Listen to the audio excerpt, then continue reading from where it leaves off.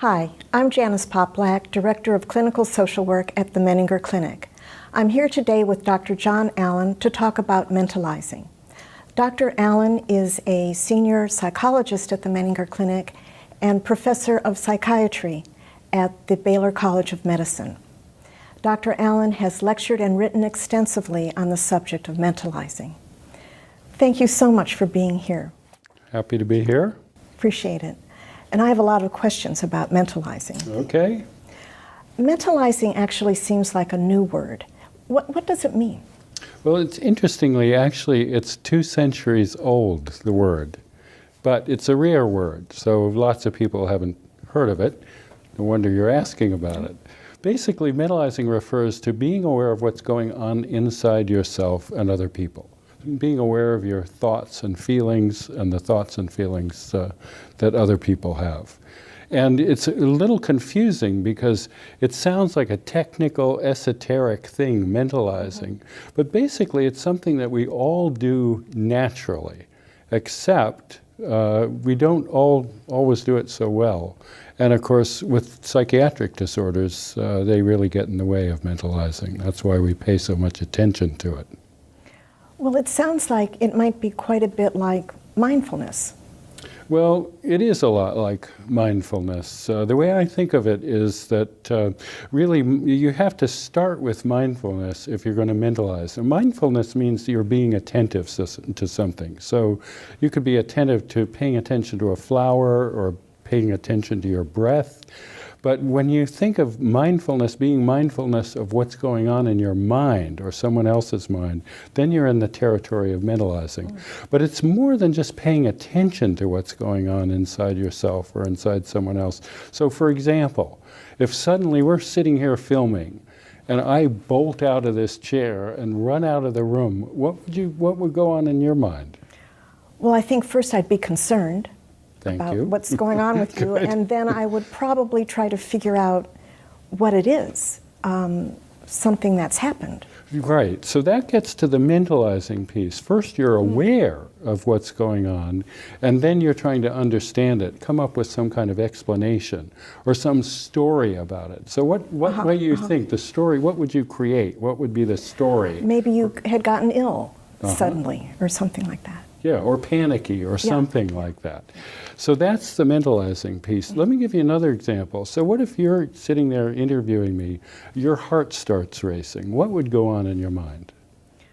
Well, I would wonder why all of a sudden am I nervous?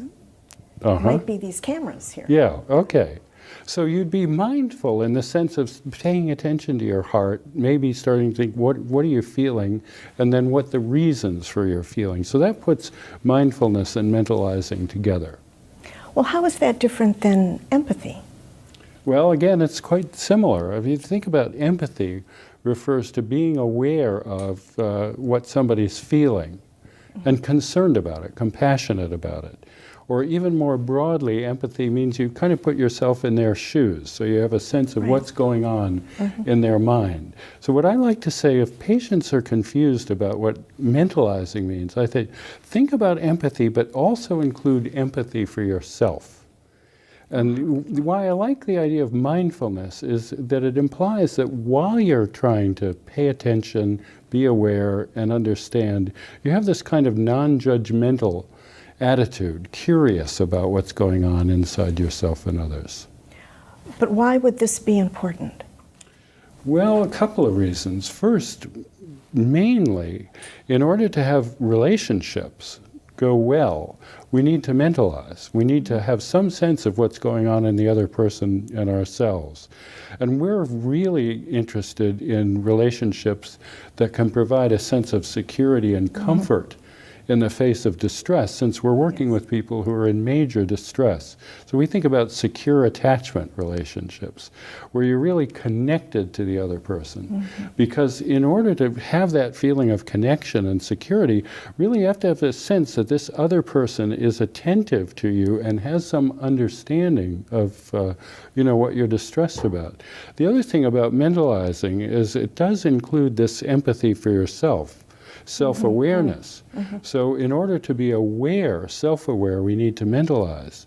And if we come back to relationships, you need to be self-aware and be able to mentalize in order to communicate with the other person what is going on with you, what you need, what you're troubled about, so that they can mentalize and understand. So what gets in the way of mentalizing? Well, most obviously strong feelings. So for example, if you're afraid, you're not going to be so curious and interested about what's going on in the other person. You're going to really think about protecting yourself. So you kind of get concerned with your own welfare and shut down mentalizing. Or anger would be another thing. When you're angry, you tend to blame somebody for something rather than trying to understand it. Or shame is another big one. It's very hard to mentalize when you're feeling ashamed. You want to hide and hide from yourself. Interestingly, romantic infatuation is another thing that gets in the way of mentalizing. You may miss red flags, not pay attention to things because you're so infatuated. So the first answer is strong feelings, but the other thing is defensiveness. See, we encourage people to mentalize, but there's a lot often that we don't want to know. We may not want to think about what's going on with us or be aware of some of the needs or feelings or fantasies that we have. And we may not want to know what's going on in the other person's mind if we're, fearful that they're not so keen on us. We'd rather not know. It's a rather scary idea to imagine that we could be aware of what everybody thinks about everything. There's plenty that we don't want to know. That would be true. Well, how can families use mentalizing to support other family members who may be struggling with psychiatric disorders? Well, if we start with the idea of understanding, that to understand another person requires what we call mentalizing. And actually understanding a family member with a psychiatric disorder is no small task. These can be very confusing. I mean, if you think about like self-destructive behavior, think about, well, why would somebody keep doing something that is so obviously self-damaging? It just doesn't make sense on the face of it. So, I mean, this is why we need the professional understanding of these problems really to help us mentalize. So education actually is extremely important in helping us to mentalize about these problems. And ditto for the patient. I mean, he or she really has to be able to understand himself, herself, what these struggles are about. Patients are often extremely confused about why they feel the way they do, why they're so depressed, why they're so fearful. So that requires mentalizing. But this is a two-way street because, we emphasize that family members need to mentalize, understand the patient. But the patient also really needs to understand the impact of their behavior and problems on their family members so that they can relate to each other. It's a mutual process, mentalizing. Well, one more question, and that would be, what do you think is the most important thing to keep in mind or to know about mentalizing? I have a couple of thoughts about it. One is we're often asked by patients, okay, they're at Menninger and we're interested in mentalizing and we have groups where we talk about mentalizing. So they say, okay, well, now I'm trying to mentalize. You got me doing it. How do I get my spouse to do it? Very important question. Well, our answer is mentalize. Now, let me tell you what that's about. We know that the way to encourage somebody else to mentalize is to be mentalizing yourself. We know it from developmental research. Children learn to mentalize by being mentalized.